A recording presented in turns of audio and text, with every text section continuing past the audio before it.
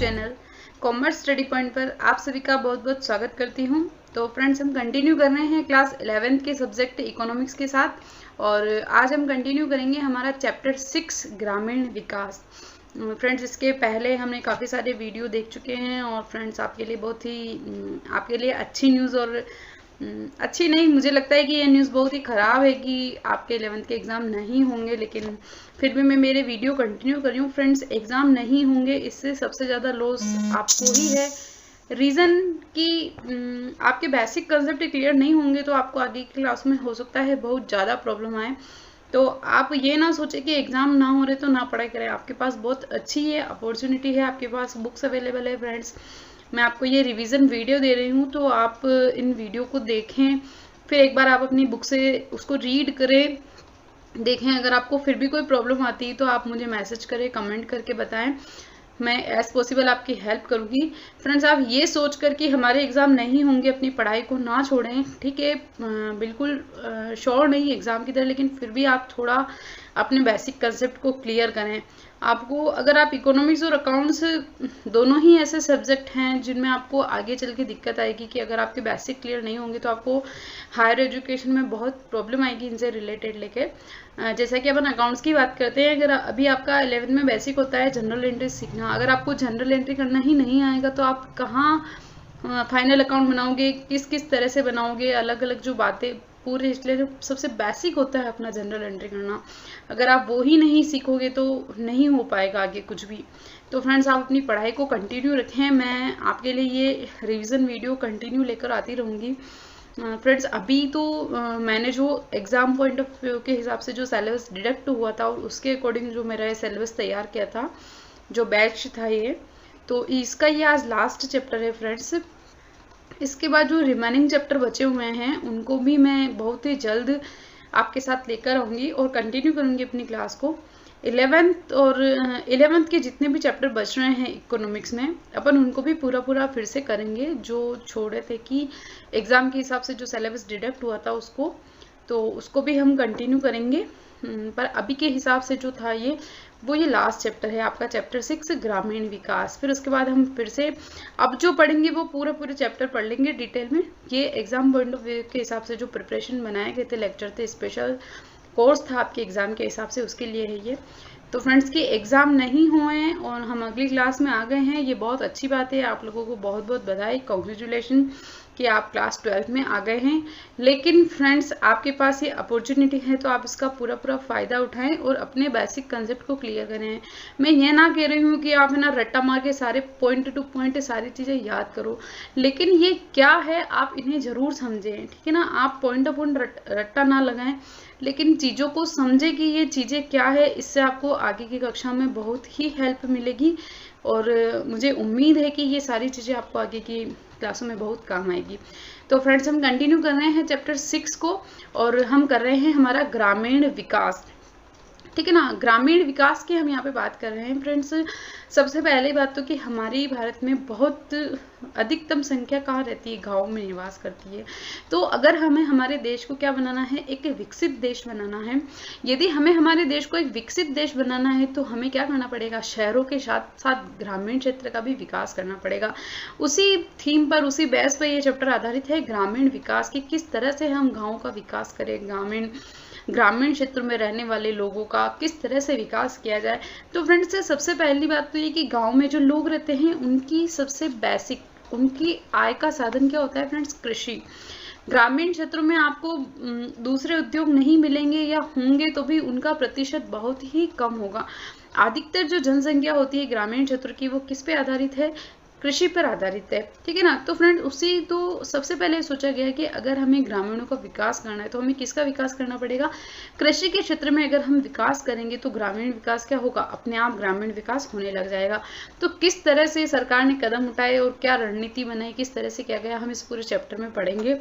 तो सबसे पहले हम इसका इंट्रोडक्शन पार्ट करते हैं, परिचय इसका हम शुरू कर रहे हैं। देखो क्या बोल रहा है, भारत की ग्रामीण अर्थव्यवस्था कृषि पर आधारित है। फ्रेंड्स, ये आपको मैं अभी भी पहले भी बता रही थी कि हमारी जो ये अर्थव्यवस्था है किस पर आधारित है, कृषि पर आधारित है, क्योंकि अधिकतर जनसंख्या कहाँ निवास करती है, ग्रामीण क्षेत्र में निवास करती है और ग्रामीण क्षेत्र में रहने वाली लोगों का मुख्य जीवन आधारित किस पे जीवन आधारित है? उनका जीवन आधारित है कृषि पर, क्योंकि वहाँ पर रहने वाले व्यक्तियों का मुख्य आय का साधन भी कृषि है। उनके पास वहाँ और कोई उद्योग साधन धंधे अवेलेबल नहीं है, वो सारा अपना जीवन यापन किसके? कृषि के थ्रू ही करते हैं। और क्या बोल रहे हैं, ये 2/3 कृषि पर आधारित है, यानी कि पूरी कुल जनसंख्या का 2/3 भाग क्या है? अपना कृषि पर आधारित है। जहाँ लोगों की जीवन की मूलभूत आवश्यकताएं भी सुलभ नहीं हो पाती, और वो क्षेत्र बहुत से ऐसे हैं जहाँ पे उनको क्या होता है? मूलभूत आवश्यकताएं भी उनकी पूरी नहीं हो पाती। तो उसी को सुधारने के लिए हम लोग ये कार्य कर रहे हैं। तो उनकी प्रगति के लिए क्या बोल रहे हैं, अगर हमें हमारे देश का विकास करना है, हमें एक विकसित देश की श्रेणी में लाना है, तो हमें क्या करना पड़ेगा? ग्रामीण क्षेत्र का विकास हमें करना पड़ेगा। यदि हम हमारे ग्रामीण क्षेत्र के विकास को करने में सफल होंगे तो निश्चित ही हम एक नए भारत का निर्माण करेंगे, जो कि एक विकासशील देश के रूप में होगा, जो कि एक विकसित देश की श्रेणी में वो आ जाएगा। अभी हमारा देश जो है वो किस है? विकासशील के लिए। तो ये जो विकास हमें करना है, कहाँ करना है? ग्रामीण क्षेत्र में अत्यधिक हमें क्या है? विकास करने की आवश्यकता है, क्योंकि वहाँ की जो जनसंख्या है वो ज़्यादातर जनसंख्या कहाँ? कृषि पर आधारित है, और कृषि पर आधारित है, उनके पास और कोई भी रोजगार के साधन उपलब्ध नहीं है। तो उनको मूलभूत आवश्यकताएं पूरा करने के लिए या किस तरह से उनका विकास किया जाए उसकी हम बात करेंगे। तो अब ये बोल रहा है कि ग्रामीण विकास क्या है ना, कि ग्रामीण विकास आखिर है क्या? हम बात कर रहे हैं ग्रामीण विकास, लेकिन ये ग्रामीण विकास क्या है? तो फ्रेंड्स क्या बोल रहे हैं, उन घटकों पर ध्यान केंद्रित पर बल देना जो अभी पिछड़ी अवस्था में है, यानी कि ग्रामीण क्षेत्र में ऐसे क्षेत्र जो भी क्या है? पिछड़ी अवस्था में है, उन लोगों को क्या करना? आगे बढ़ाना, विकास करना, उन पर बल देना कि उनकी वो सिचुएशन क्या हो? अच्छी हो जाए, बेहतर हो जाए। अगर अपन कृषि की ही बात करें तो देखो, भारतीय कृषि ज़्यादातर जो कृषि होती है वो किस पे आधारित होती है? मानसून पर आधारित होती है। मानसून यानी कि अगर समय पे बारिश हो गई तो एक किसान अच्छा जीवन व्यतीत करेगा, लेकिन अगर बारिश समय पर नहीं आई, वर्षा समय पर नहीं हुई, सूखा हो गया, या अतिवृष्टि हो गई या अनावृष्टि हो गई, यानी कि या तो बारिश हुई ही नहीं या फिर बहुत ज़्यादा हो गई, दोनों ही स्थितियां क्या होती है? एक किसान के लिए बहुत ही खराब होती है। इन दोनों ही स्थितियों से एक किसान का जीवन क्या होता है? पूरा व्यतीत हो जाता है। तो क्या है कि जो घटक हैं ऐसे, उन पर बल देना जो पिछड़ी अवस्था में है। तो पहले तो ग्रामीण क्षेत्र के उन घटकों को ढूंढना जो पिछड़ी अवस्था में है, फिर उनको बल देकर क्या करना? विकसित अवस्था में लेके आना। तो सर्वांगीण विकास हेतु आवश्यक घटक क्या है? तो सबसे पहले ग्रामीण क्षेत्र में साक्षरता की दर को क्या करना? बढ़ाना, क्योंकि अभी भी जो निरक्षरता है वो क्या है? ग्रामीण क्षेत्र में अधिक है, तो साक्षरता को बढ़ाना। फिर उसके बाद ग्रामीण क्षेत्र के लोगों को स्वास्थ्य के प्रति जागरूक करना और उनके स्वास्थ्य में सुधार करना। फ्रेंड्स, हमने पढ़ा था अभी जो लास्ट चैप्टर था मानव पूंजी निर्माण, अगर आपने नहीं देखा है तो स्क्रीन पर आई बटन को प्रेस करें और देखें कि मानव पूंजी निर्माण की बात कर रहे हैं हम। मानव पूंजी निर्माण में हमने देखा था कि मानव पूंजी के 2 स्रोत हैं ना। क्या थे 2 स्रोत? मानव पूंजी के मुख्य 2 स्रोत का आप मुझे आंसर कमेंट करके बताएं, कमेंट बॉक्स में अपना आंसर लिखें। मानव पूंजी के स्रोत है ना। तो जो स्वास्थ्य में निवेश हम करते हैं, स्वास्थ्य यानी कि यदि हमारा स्वास्थ्य अच्छा होता है, हम फिजिकली अच्छे हैं, तो हम किसी भी कार्य को करने में क्या होते हैं? सक्षम होते हैं। अगर कोई व्यक्ति है और उसका स्वास्थ्य ही सही नहीं है, क्या वो अच्छे से कृषि कर पाएगा? वो अपना काम ही अच्छे से नहीं कर पाएगा, तो आगे तो बात की बात है कि क्या होगा। तो क्या करना? स्वास्थ्य के क्षेत्र में सुधार करना, विकास करना। फिर करना भूमि सुधार, यानी कि जो भूमि बंजर है, क्या बोलते हैं उसको, कृषि योग्य नहीं है, उपजाऊ नहीं है, उसको सुधारना, उसको अत्यधिक उपजाऊ बनाना ताकि उत्पादन में क्या हो? वृद्धि हो। तो भूमि सुधार से संबंधित कार्यों को करना।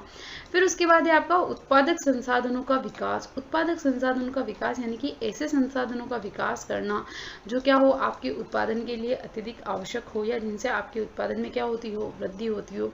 फिर है आपका एक आंतरिक संरचना का विकास करना। फिर उसके बाद है आपका निर्धनता निवारण। फ्रेंड्स, निर्धनता का हमने पूरा चैप्टर कंप्लीट किया था।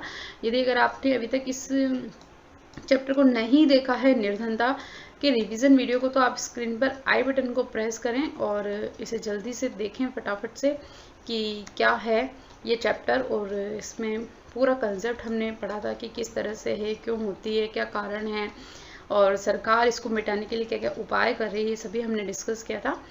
ठीक है। तो ये है ग्रामीण विकास क्या है, तो कि ऐसे क्षेत्रों पर या ऐसे घटकों पर ध्यान देना जिस जो क्या है अभी तक भी पिछड़ी अवस्था में है, तो उनको क्या करना, सुधारने के प्रयास करना। और इन सुधारने के प्रयास के लिए आपको क्या करना पड़ेगा, सबसे पहले आपको करनी पड़ेगी साक्षरता में सुधार, फिर करना पड़ेगा आपको स्वास्थ्य, फिर भूमि सुधार, उत्पादक संसाधनों का विकास करना पड़ेगा, और क्या करना पड़ेगा, आधारिक संरचना का विकास करना पड़ेगा, और निर्धनता निवारण से संबंधित कार्यों को क्या करना पड़ेगा, लागू करना पड़ेगा। जब ये सब कुछ होगा तो कहीं ना कहीं हमारा देश के जो ग्रामीण क्षेत्र हैं उनका क्या होगा, विकास होगा। अब बात कर रहे हैं ग्रामीण क्षेत्रों में साख और विपणन। ये क्या होता है फ्रेंड्स, ग्रामीण क्षेत्र में साख और विपणन।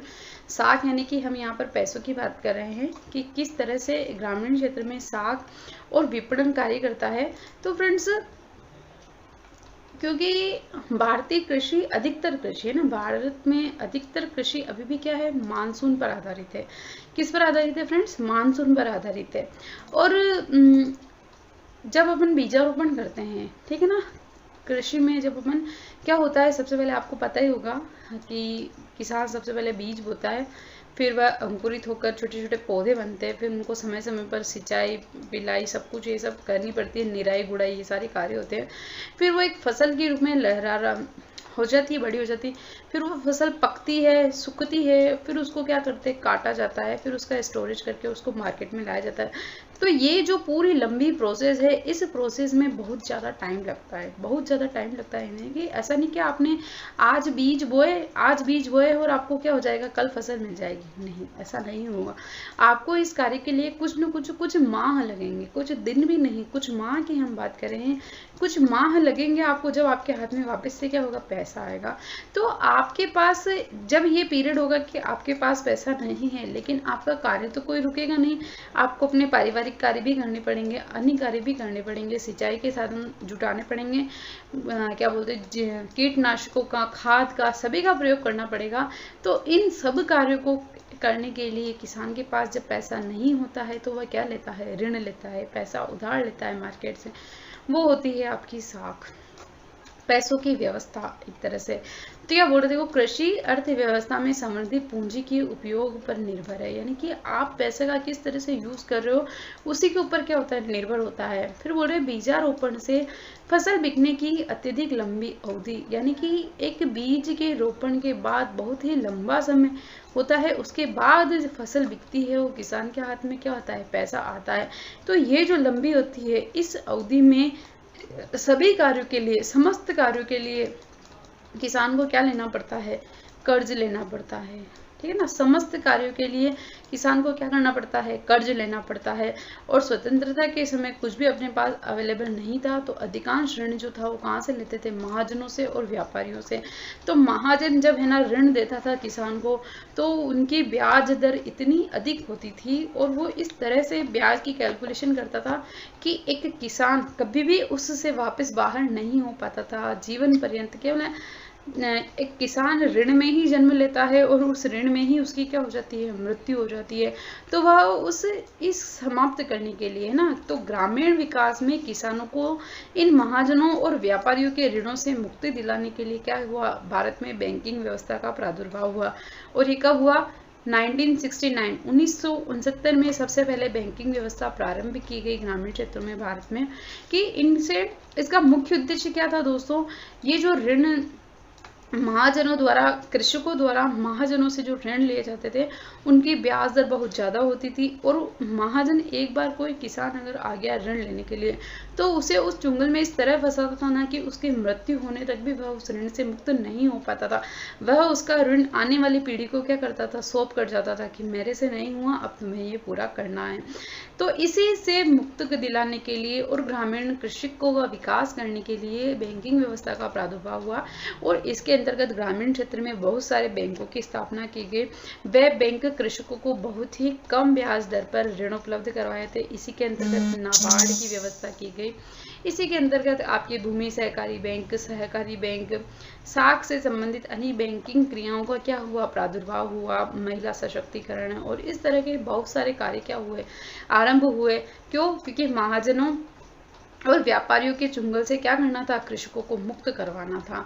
तो ये है आपका ग्रामीण क्षेत्र में साख और विपणन की किस तरह से एक किसान पहले महाजनों के चुंगल में फंस जाता है और उससे अब हटाने के लिए क्या हुआ, भारत में बैंकिंग व्यवस्था का प्रादुर्भाव। लेकिन फ्रेंड्स ये भी अभी तक पूरी सक्षम नहीं हो पा रही है। इसकी जो समीक्षा अपन कर रहे हैं बैंकिंग व्यवस्था की, तो उसका कारण ये है ना फ्रेंड्स कि देखो बैंक एक बार किसान ने क्या ले लिया, कर्ज तो ले लिया, ऋण ले लिया, लेकिन वो उस कर्ज को समय पे नहीं चुकाता है। जब उसको लौटाना होता है तो लौटाता नहीं, वो कहता है कि मेरी फसल अच्छी नहीं हुई, मेरे पास पैसा नहीं है, तो वापस लोन करने के जो अमाउंट है वह पूरा नहीं, तो यह पूरी तरह से सही से लागू ये स्थिति भी नहीं हो पा रही है। तो ये था ग्रामीण क्षेत्र में साख और विपणन। चलते हैं अगले टॉपिक की ओर, वह है कृषि विपणन व्यवस्था। अब ये कृषि विपणन व्यवस्था क्या होती है फ्रेंड्स, वह प्रक्रिया जिसमें देश भर में उत्पादित कृषि पदार्थों का संग्रह, भंडारण, प्रसंस्करण, परिवहन, पैकिंग, वर्गीकरण और वितरण आदि कार्य किया जाता है। वह जो प्रक्रिया होती है वह कहलाती है आपकी कृषि विपणन व्यवस्था। विपणन का अर्थ होता है फ्रेंड्स मार्केटिंग। मार्केटिंग यानी कि किसी वस्तु को बेचना ही एक तरह से क्या है, विपणन, विक्रय। विपणन शब्द विक्रय से संबंधित है और विपणन को कहते हैं मार्केटिंग। मार्केटिंग शब्द इसके लिए यूज होता है, इसका इंग्लिश मीनिंग है, ठीक है। तो ये क्या है, एक प्रक्रिया है जिसमें क्या होता है, आपने जो उत्पादन किया है, ठीक है, जिन पदार्थों का उत्पादन किया है उसको सबसे पहला पॉइंट संग्रह करना यानी कि इकट्ठा करना, फिर उसका भंडारण करना, स्टोरेज करना, फिर उसका प्रोसेसन करना, फिर उसका परिवहन, ट्रांसपोर्टेशन, उसकी पैकिंग करना, उसका क्लासिफिकेशन करना कि ये अच्छा है, ये उससे थोड़ा कम अच्छा है, ये बेकार है, इस तरह। फिर उसका वितरण करना कि किस वस्तु की आवश्यकता किस क्षेत्र में है। ये जो प्रक्रिया होती है ये क्या कहलाती है, आपकी कृषि विपणन व्यवस्था। तो फ्रेंड्स स्वतंत्रता के समय कृषि विपणन व्यवस्था नहीं थी, किसानों को अपना जो होता था माल बेचना पड़ता था सॉरी। और इस विपणन व्यवस्था के अभाव में जो मध्यस्थ होते थे, जो कृषकों से माल मार्केट में बिकवाते थे, वो कृषकों का बहुत शोषण करते थे। यानी कि कृषकों से बहुत ही कम रुपए पर वो सामान लेकर मार्केट में ज्यादा उचित दामों पर बेचते थे। तो इससे कृषकों का क्या होता था, बहुत ही शोषण होता था। तो व्यवस्थित एवं पारदर्शी विपणन हेतु बाजार का नियमन किया गया कि एक अच्छा बाजार उपलब्ध हो, किसानों को अपने जो पदार्थ है उसका पूरा मूल्य मिले। इसके लिए क्या हुआ था, एक पारदर्शी विपणन बाजार का नियमन किया गया। और उसके लिए क्या गया, आधारिक संरचना का निर्माण किया गया कि एक किसान किस तरह से अपने माल को क्या करेगा, मार्केट में बेचेगा। तो उसके लिए क्या बनाया गया, एक आधारिक संरचना बनाई गई। फिर उसके द्वारा सरकार द्वारा उचित मूल्य की एक नीति बनाई गई, जिसमें सरकार ने ये बोला कि किसानों से सारा माल क्या करेंगे, हम खरीदेंगे। और उन्होंने एक प्राइस फिक्स कर दी, उचित मूल्य का निर्धारण करके सभी लोगों से समान रूप से वह क्या उनकी फसल, उनके द्वारा उत्पादित कृषि पदार्थों को खरीदने के लिए एक उचित मूल्य का क्या किया गया, निर्धारण किया गया। फिर न्यूनतम समर्थन कीमत, सुरक्षित भंडार और सार्वजनिक वितरण प्रणाली की क्या बनाई गई, नीतियां बनाई गई। न्यूनतम समर्थन कीमत यानी कि वो बोलते कि आप पहले आप अपना बेच दो माल, आपको जहां बेचना है, अगर आपका माल नहीं बिकेगा तो हम आपसे न्यूनतम समर्थन कीमत पर आपके पास जितना भी माल होगा ना, सारा क्या करेंगे, हम खरीद लेंगे। ऐसा किसने बोला, गवर्नमेंट ने बोला। फिर उसके लिए सुरक्षित भंडार उपलब्ध कराए गए और सार्वजनिक वितरण प्रणाली की क्या बनाई गई, नीतियां बनाई गई मध्यस्थों से शोषण को हटाने के लिए। फिर इन नीतियां जो बनाई गई गवर्नमेंट ने, इन नीतियों का बहुत ही सकारात्मक प्रभाव पड़ा, यानी कि ये किसानों के लिए बहुत अच्छी साबित हुई। इनसे किसानों का शोषण कम हुआ, किसान अपनी फसल को डायरेक्ट बाजार में लाकर बेचने लगे, अगर नहीं बिकी तो गवर्नमेंट के न्यूनतम समर्थन कीमत के अंतर्गत उनको भुगतान किया गया। और बहुत ही अच्छा, ये किसान के लिए बहुत प्रॉफिटेबल, फायदेमंद और एक सही तरीके से काम है। विभिन्न वैकल्पिक क्रय विक्रय माध्यमों का भी प्रादुर्भाव हुआ, यानी कि आप कोई और तरीके से भी क्रय विक्रय कर सकते हो। ये भी इस वितरण व्यवस्था के अंतर्गत बताया गया कि आपको सिर्फ मध्यस्थों के साथ जाके माल बेचना है, यह जरूरी नहीं है। उसके बाद जो अगला टॉपिक है इस चैप्टर में, हम उसकी बात करते हैं, उत्पादक गतिविधियों का विविधीकरण। अब विविधीकरण क्या होता है फ्रेंड्स, सबसे पहले बात कर रहे हैं हम विविधीकरण।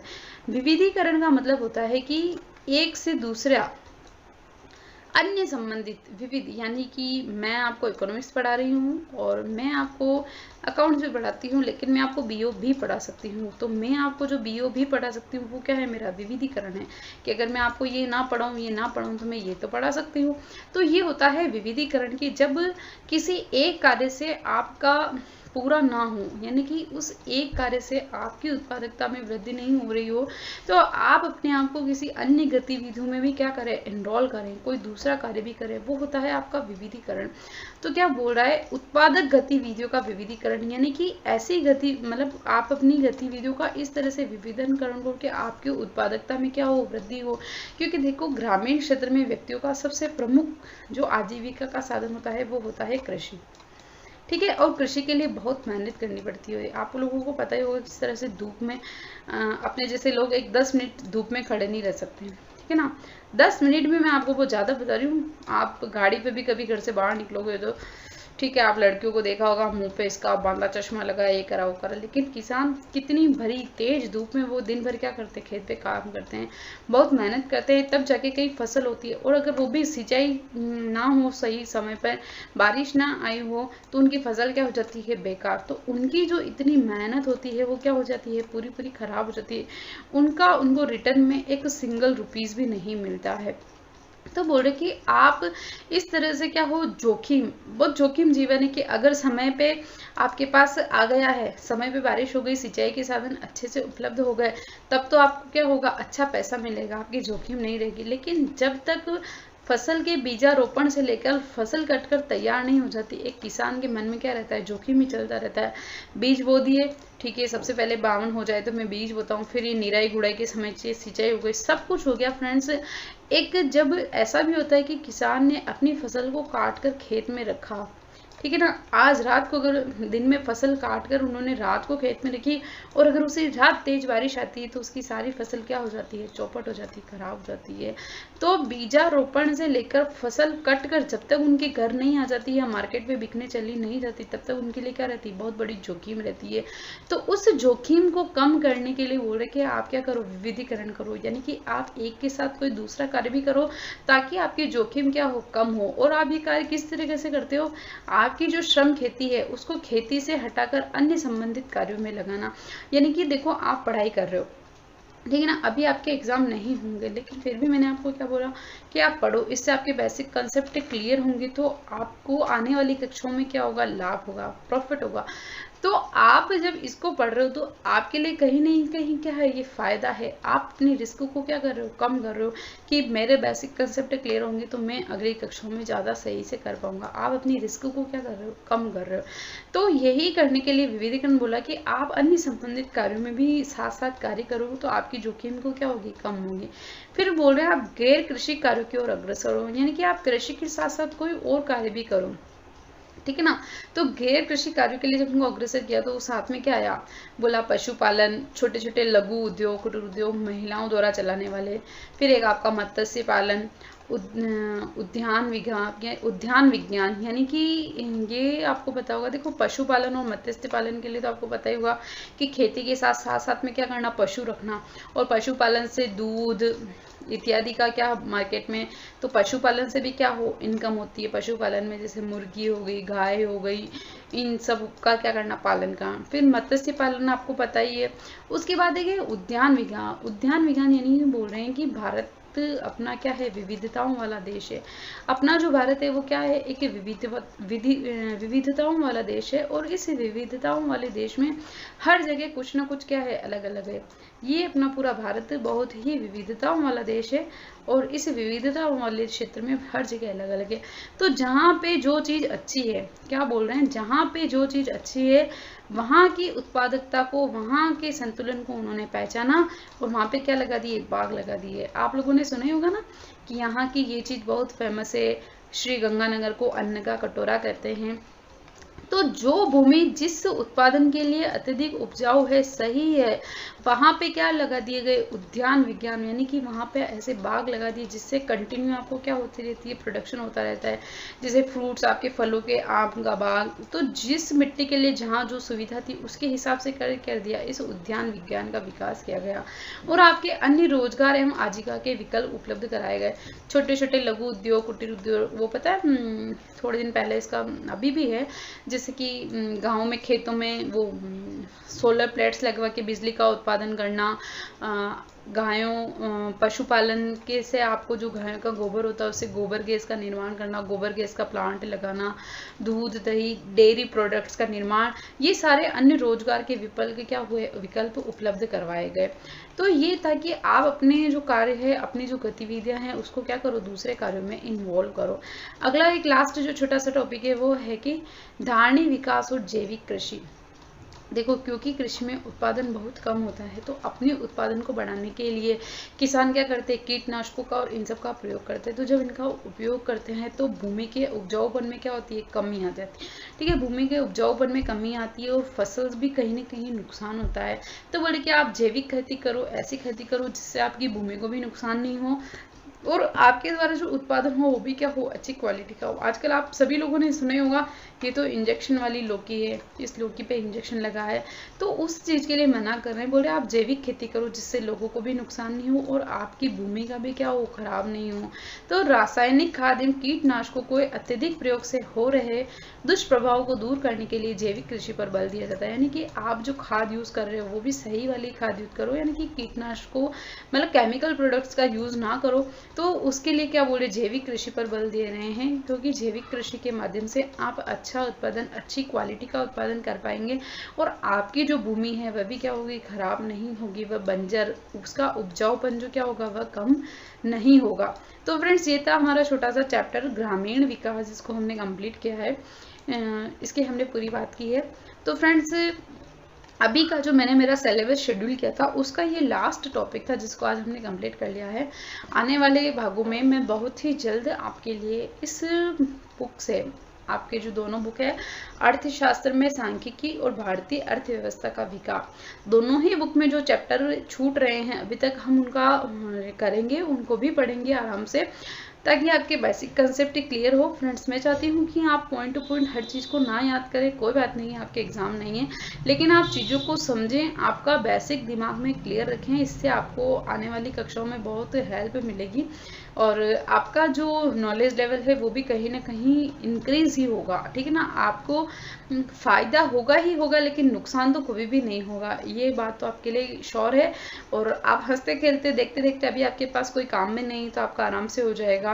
तो आपको बहुत बहुत कांग्रेस कि आप 11th से पास होकर 12th में आ गए हैं। तो जल्दी से एक बार 11th का कंप्लीट करके फिर क्या करेंगे, 12th का भी इसी तरह से रिवाइज करेंगे। और अगर ऐसे सिचुएशन चलती रही तो मैं चाहती हूँ कि एक बार आपके समर वेकेशन में ही आपका क्या हो जाए, आपका 12th एक बार क्विकली रिवाइज हो जाए, तो आपको बहुत पूरा साल अच्छे से हो पाएगा। तो फ्रेंड्स, आपको मेरा ये वीडियो कैसा लगा? यदि आप मेरे इस वीडियो को पसंद करते हैं तो प्लीज़ इसे लाइक करें, सब्सक्राइब करें और अपने फ्रेंड्स के साथ शेयर